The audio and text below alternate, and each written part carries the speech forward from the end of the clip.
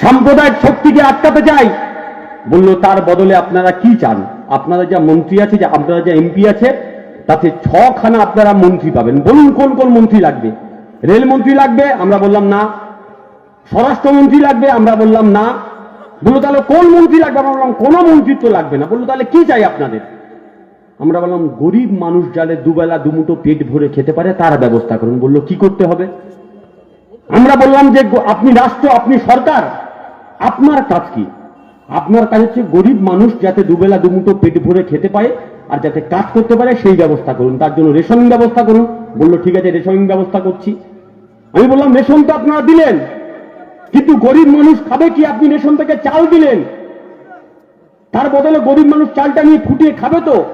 তার জন্য গরিব মানুষের হাতে কাজ নেই, শিল্প নেই, কলকারখানা নেই, বন্ধ হয়ে যাচ্ছে। আপনি সরকারিভাবে কাজ দিতে পারছেন না। গ্রামে বহু মানুষ আছে যারা কাজ পাচ্ছেন না, তাদের কাজের ব্যবস্থা করুন।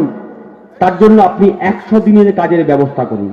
ভারতবর্ষের বুকে প্রথম আইন হলো গরিব মানুষের জন্য, যে সরকার মানুষের কাজের ব্যবস্থা করবে, সরকার মানুষের কাজের দায়িত্ব নেবে।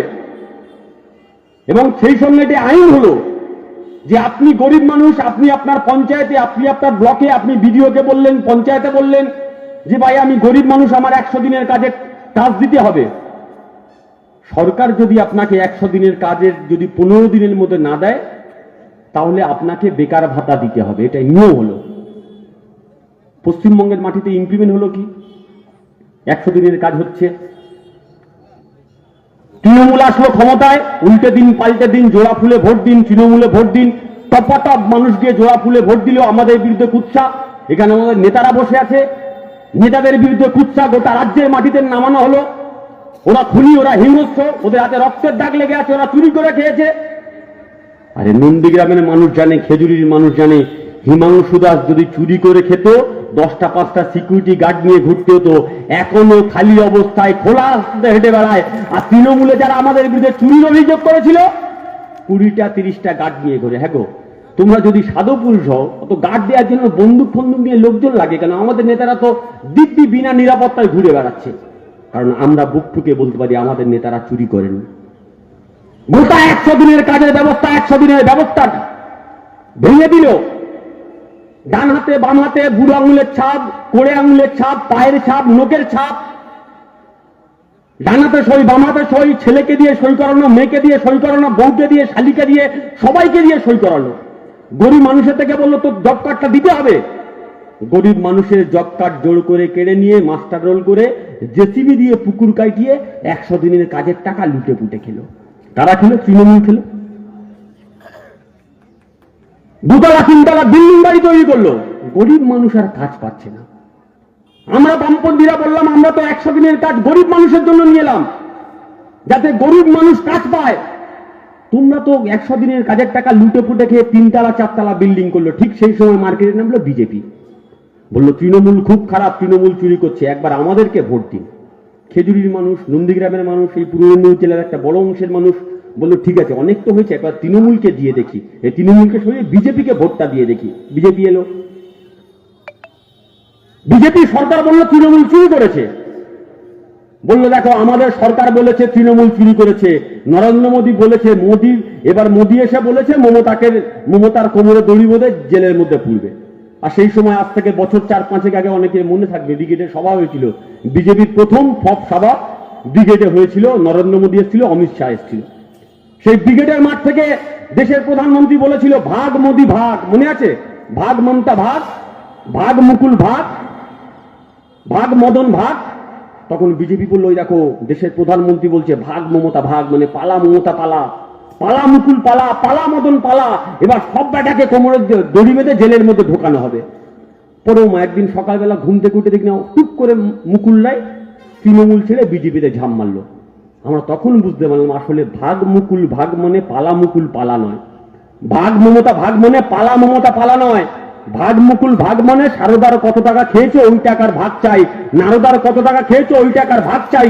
ভাগের ভাগ পেয়ে গেল, প্রধানমন্ত্রী চুপ, কেউ কোনো কথা বলছে না। বিজেপি তৃণমূলের সেটিং নেই। আপনার বাড়িতে চোর এসে চুরি করে নিয়ে চলে গেল, আমরা কি করি? থানায় যাই, তাই তো?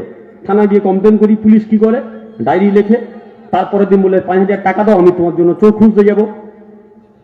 চোর খুঁজে পেলে ভালো, না পেলে বলো চোর খুঁজে পাইনি।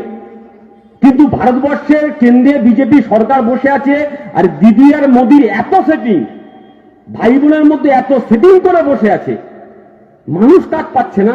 সরকার বলছে দুর্নীতি হয়েছে, কোর্ট বলছে দুর্নীতি হয়েছে, কিন্তু সরকারের কাজ হচ্ছে যারা চুরি করেছে তাদের কোমরে দড়ি বেঁধে জেলের মধ্যে ঢোকানো। বলছে না না, ওটা করা যাবে না।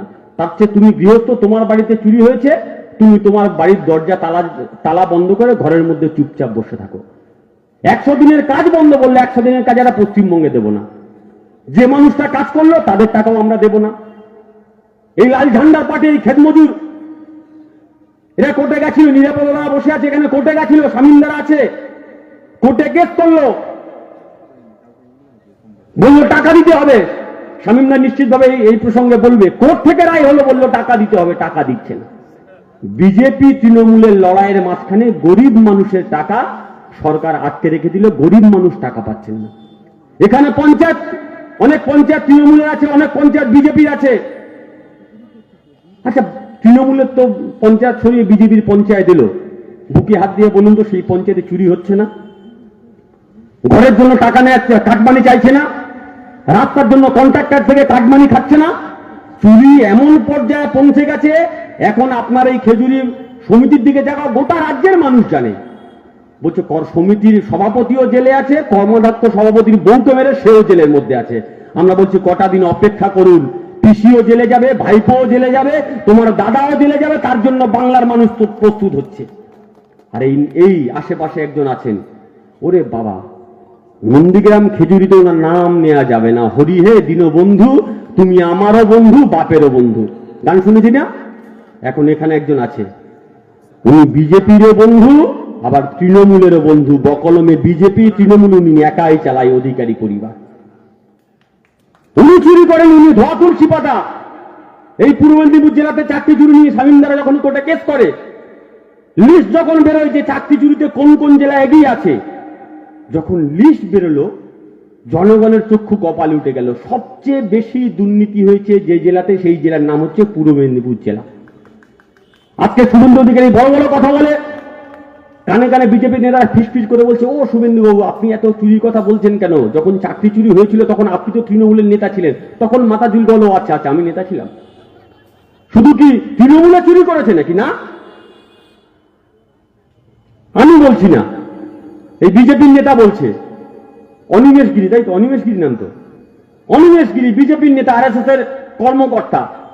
তিনি কদিন আগে একটা চিঠি লিখে বিজেপির রাজ্য সভাপতিকে পাঠিয়েছে, জেপি নাড্ডাকে পাঠিয়েছে, নরেন্দ্র মোদীকে পাঠিয়েছে, প্রেসে পাঠিয়েছে, মিডিয়াতে পাঠিয়েছে। বলছে শুভেন্দু অধিকারী আমার থেকে 2,50,00,000 টাকা রেলের চাকরি দেবো বলে নিয়েছিল। মানে প্রথম যখন তৃণমূলে ছিল তখন মাস্টার শিক্ষক নিয়োগ করবো বলে, চাকরি মাস্টার করবো বলে টাকা নিয়েছিল। এখন বিজেপিতে গেছে, রেলে চাকরি দেবে বলে টাকা নিচ্ছে। আমি বলছি না, বিজেপি বলছে, লাল ঝান্ডাওয়ালারা বলছে না, বিজেপির নেতা বলছে। অনিমেষ গিরি কাঁথিতে বাড়ি, ওনার বাড়ির পাশেই বাড়ি। শুভেন্দু অধিকারী কথায় কথায় মানহানির মামলা ঠুকবো বলে, তো অনিমেষ গিরির বিরুদ্ধে মানহানির মামলা করে দেখুক না, হিম্মত আছে ওনার। উনি বলছে আমি এই প্রসঙ্গে কোনো কথা বলবো না।